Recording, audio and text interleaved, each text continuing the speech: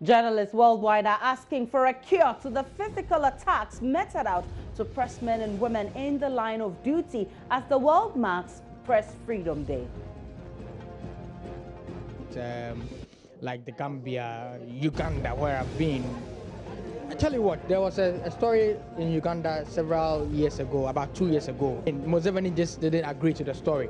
They went around station by station, shutting down transmitters, shutting down everything, every media house that broadcasts that story. Who does that in Ghana? So much that we have the Munche 3. We in Ghana should rather be discussing Press Responsibility Day and not. There have been several instances of journalists being brutalized for reporting on issues affecting society, a situation the Inky fraternity says is hindering their freedom to effectively execute their duties. As we celebrate World Freedom Day today, the question remains, how do we end this unjust treatment on journalists? We'll be digging deep into the matter and also find out what stage the oldest bill in Parliament, the Right to Information Bill, is now. You recall the controversy that has greeted this bill and the subsequent decline in approving it by members of the 6th Parliament. This is today's big story. My name is Aisha Ibrahim.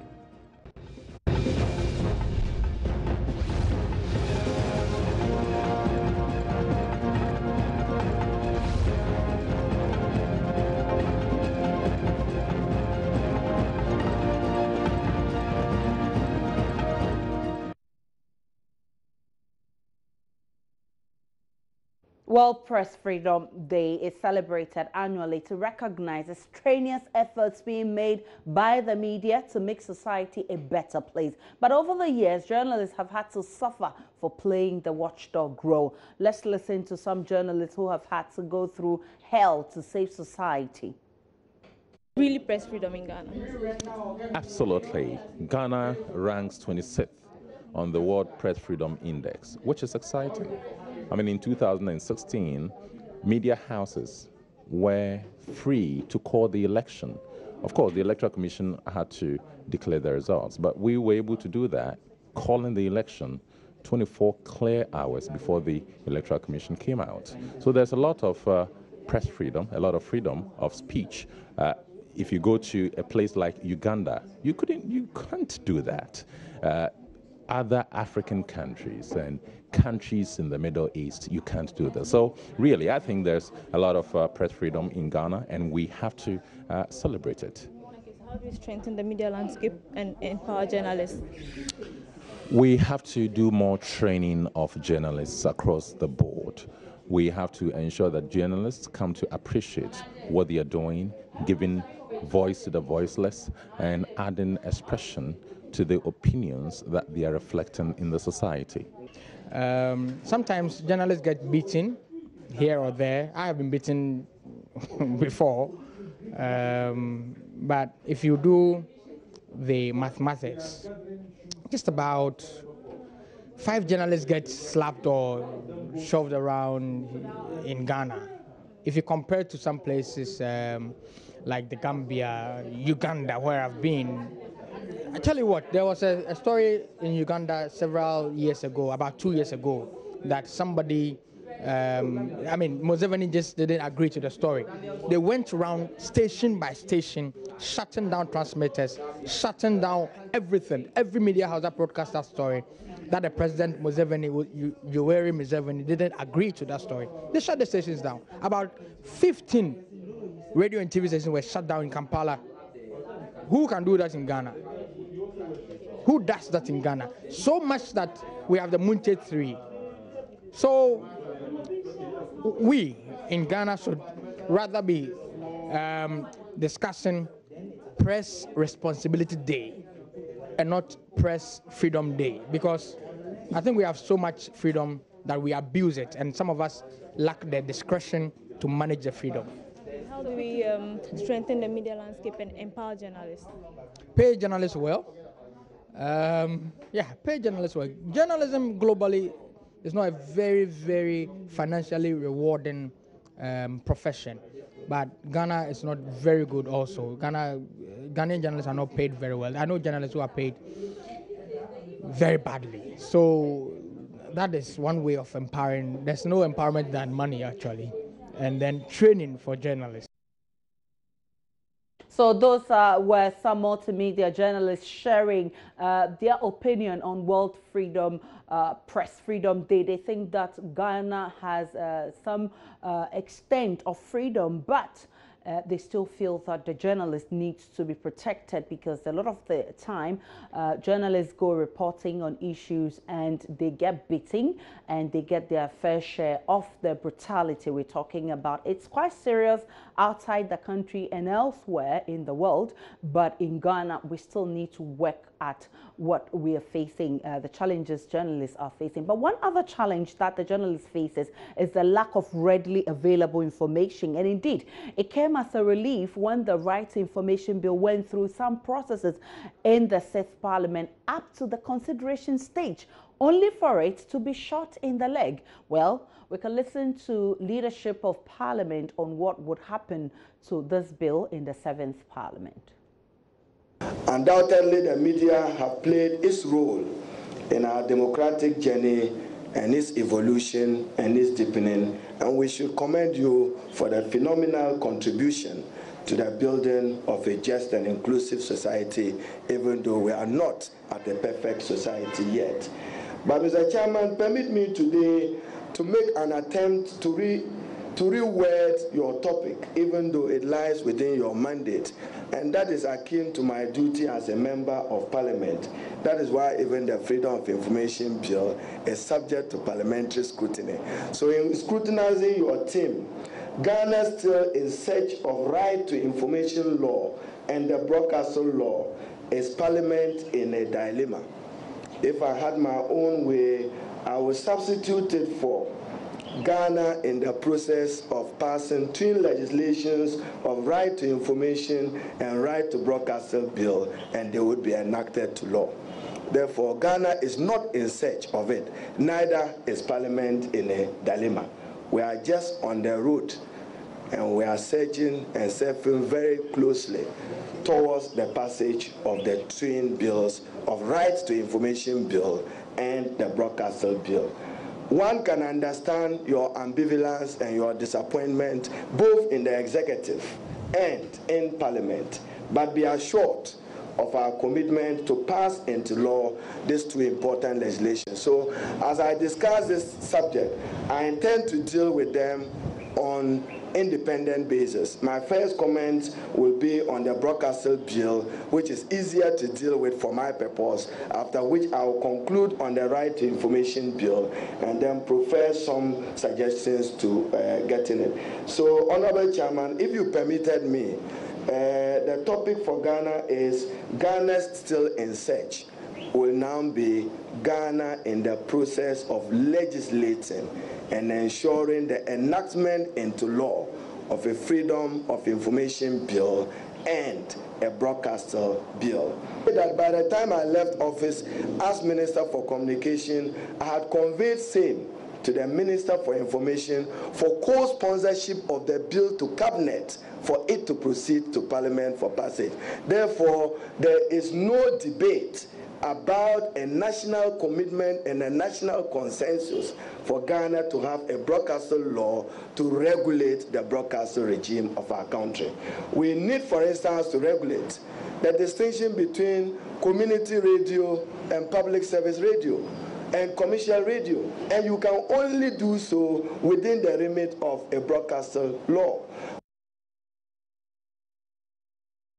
That was Minority Leader in Parliament assuring the media that the Right to Information Bill shall be passed in the 7th Parliament. Let's get on to the phone line and speak with Professor Kwame Kakari, who's former Executive Director of Media Foundation for West Africa. Good evening to you, Prof. Many thanks for your time on today's big story. Thank you. Prof, today is World Freedom Day, Press Freedom Day, and to think that many journalists still feel unsafe out there is a sad situation. Whose duty is it to protect journalists from the numerous attacks we normally see? Well, first of all, the state is the first responsible, the first agency that ought to be responsible for the protection of journalists and their rights, just as the state is the primary agency to protect the rights of all citizens under its care. So the state is first and foremost the agency that is responsible for protecting journalists. Then, of course, media themselves, journalists themselves must also be an important protector and defender of their own rights and lives.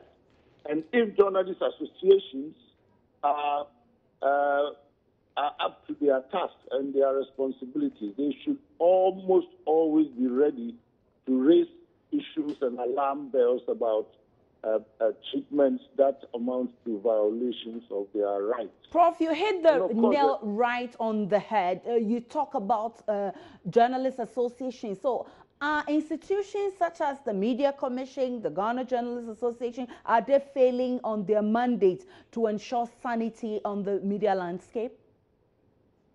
Well, I'm not too sure that they are failing, but they must all play their role.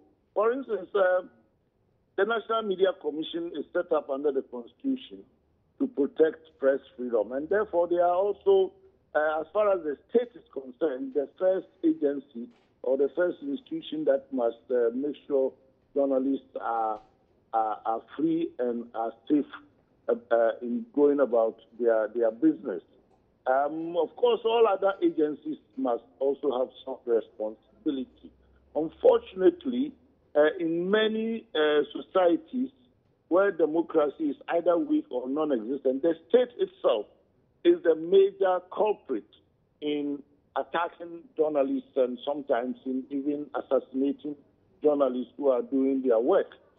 In our country, the state as government has acted, I think, very well in the past 20 or so years in ensuring that journalists are not brutalized. But the security agencies have been the main culprit, particularly the lower echelons of the security agencies, of harassing journalists, seizing cameras, slapping journalists, petty harassments like that. And so in Ghana particularly, we say that government has behaved very well in ensuring that journalists are not unduly violated. There are those who feel that institutions such as NMC, for instance, because it doesn't have the teeth to bite, it has become a statement issuing institution and it ends there. Well, what else can the NMC do but issue statements and perhaps consult with agencies that ought to be doing their work in protecting citizens and journalists? If there are problems about or from, say, the police, the NMC, as far as I know, have once in a while consulted the police service and discussed these matters. Of course, we would wish that the NMC, for instance, was more active in and more vocal in some of these instances. But again, I think that the journalist associations, and particularly the Independent Broadcasters Association, which is the association of owners and managers of radio stations, have also been woefully silent when it comes to issues concerning broadcasters and things that have been done against them that are not very right. So all of these agencies must take up. But you talk about journalists themselves being a protector of themselves, protecting themselves. What do you advise journalists do at the individual level to save themselves from some of these attacks? Well, first of all, the first line of protecting themselves is to be professional, to do their work well, so that they are justified in the eyes of the public, or that the public can see that any attacks on them are unjustifiable. Where the media are unprofessional, they also alienate the public from protecting them. So that's the first thing journalists as individual members of the profession ought to do, to be professional and to do their work well with higher standards and of ethical, higher ethical values. But otherwise, their organizations, individual media houses must also be up and doing when it comes to attacks on members who they employ. You know, so every level of it, of the industry, people have responsibilities to ensure that media are free and also journalists are protected. Prof, let's talk about this very important bill, the Right to Information Bill. Of course, information is one of the tools for a journalist. How urgent is this Right to Information Bill? How what? How urgent is it? Well, it was urgent 18 years ago, 20 years ago, when or more, when the Constitution came into force. It's always been urgent, precisely because we still live in a democracy where a lot of information that should be at the disposal of the public are still in the custody of government and state agencies. And we hear today or yesterday from parliamentarians and officials that the bill will be passed in this parliament. We've heard that before. Since about 2000, all governments have made promises. Parliaments have looked at the bill, gone through the whole thing, dilly-dally till an election is coming, and then the whole thing lapses. So, well, what can we do? We can only hope that this time the politicians mean business and are not going to behave business as usual. You know, so we've had these things before, these promises before. So we would be right in being cynical and to wait and see if this time around the politicians in Parliament will be up and doing to pass a law that will give power to the citizens to look for information that they need. All right, many thanks to you, Professor Kwame Kakari, former Executive Director of the Media Foundation for West Africa. And he's been talking about the urgency of the Right to Information Bill. We can also listen to the Deputy Majority Leader, Adjo Asafo, who's also been talking about how the 7th Parliament is interested in passing the Right to Information Bill. Indeed, there's commitment on the part of both the executive and Parliament to pass the Right to Information Bill as well as the Broadcasting Bill.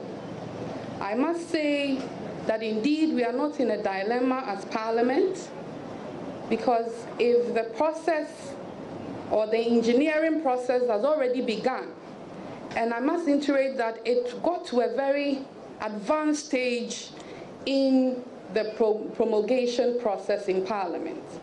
I happen to have worked on it at the committee level. We worked with the coalition at the committee level when I served on the Committee on Legal, Constitutional and Parliamentary Affairs Committee. We were the first committee that dealt with the Right to Information Bill. And a lot of interactions went into it. The bill was taken back to the executive to incorporate all concerns that were raised. The bill was laid before Parliament, and we were at the consideration stage of the passage of the bill. So if the bill has traveled this far from the executive, who would have to introduce, and it has been done, it has gone to the committee or referred to the Speaker first. The Speaker refers it to the committee. We do all the nitty-gritty work. We take the bill line by line, provision by provision, clause by clause, and then all our concerns are embodied again when the executive takes it back. We did all that, and it was at the consideration stage. But it was rather unfortunate that the previous Parliament, which is the 6th Parliament, had to rise in the middle of it, and we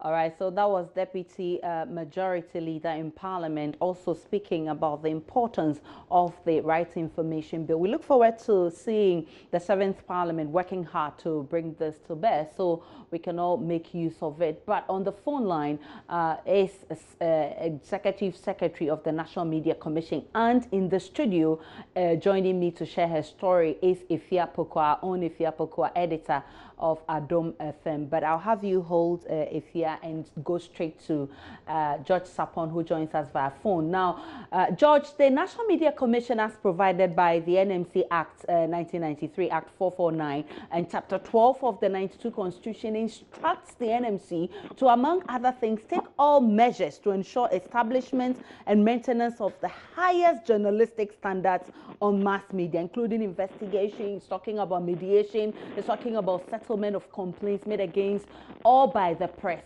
Have you lived up to this provision? We believe we have done extremely well on that, but there are constraints within the governance structures of the state that make that work difficult. So how does the NMC explain how it has over the years been unable to bite but remain a statement issuing body without any sanction? Well, that is explained firmly from the recent Supreme Court on our LIC, for which particularly said minimum standards for electronic communications, including broadcast. And it appears that there is a certain kind of policy ambivalence in the state about how we should construct the framework for guiding our exercise of the right to free expression. I'll give you some quick examples. There's the Job Commission, which is the Constitutional Review Commission. All right, George, your line is breaking. If you could please position yourself well so we can have a clearer conversation. All right, so we'll try and get George Sapon back on the line to continue this conversation. But let me come back to you, if you're the Vim lady. You've suffered some of these attacks. We know you went to question why people were so much in long queues and they were not giving their national health insurance cards and all of that. And it happened. How did it happen? Well, like you said, you know, one of the key ingredients of this job is that you cross-check and check again. Definitely. So this is a situation where you send a reporter to the ground and there's a report of subscribers being in a queue for a long time and you want to verify. So that was the attempt that we tried to make to verify the story and then go on air, and then we were met with this violent attack. But fortunately, the matter went to court. It was adjudicated. We got judgment in our favor.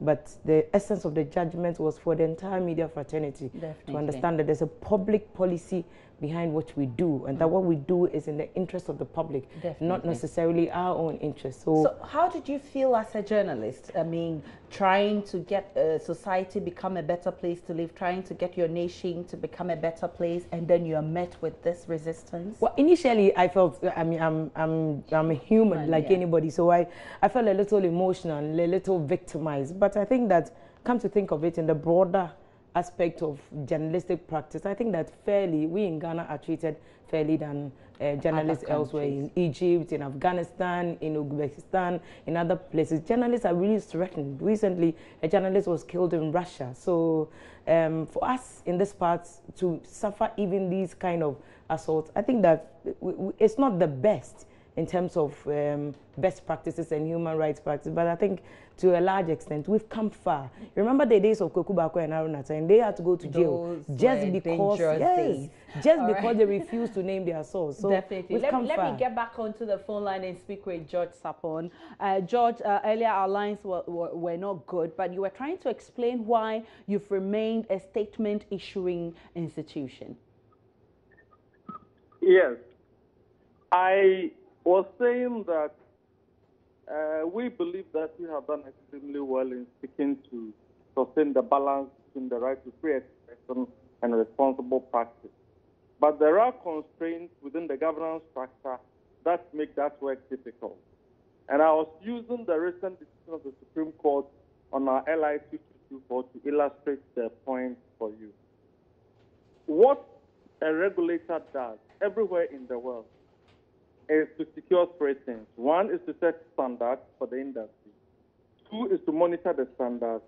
And three, to enforce the standards. In the case of Ghana, the National Media Commission has developed almost all the standards that we need. Guidelines issued in the form of guidelines, guidelines for political journalism, guidelines for local language broadcasting, guidelines on the state-owned media coverage of parties fairly and equitably.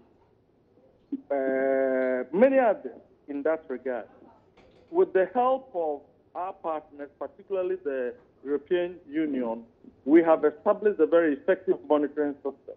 What is lacking is the enforcement mechanism, and enforcement is essentially legislative. You require a legislative framework that enables you to enforce the rules. Have you made any attempt to get this legislative instrument to back you? Yes. We have worked on a number of legislations, some still in the process. But the two most important, the broadcasting law, which essentially has emerged from the work of an advocacy group, and then our LI 2224. And this is the relationship between the broadcasting bill we are fighting over and LI 2224. All right. The broadcasting bill addresses regulations within electronic communication that is spectrum-based. In other words, the aspect of broadcasting that relies on frequency. But today we have many other content deployment applications that do not rely on spectrum. IPTV, a lot of what you are seeing in the applications within social media and all. So to avoid this symmetrical regulation, we developed the LI 2224 as the basic minimum standard that every other content producer ought to have fulfilled. All right, so in essence, you're saying that if these two LIs come into place, the NMC can do better than it's doing now. That is the universal standard. All right. Many thanks to you, George Sapon. That's all time will allow us. I would want to engage you in another platform on this issue, but that will be all for us. Many thanks for passing. Thank you for having me. We hope that in celebrating this day, journalists will not be beating again. We will not. We will not. And I think that we're doing very well in Ghana. We need to do more and get better. And that will be it for today's big story. My name is Aisha Ibrahim. Many thanks for watching. Have a good evening.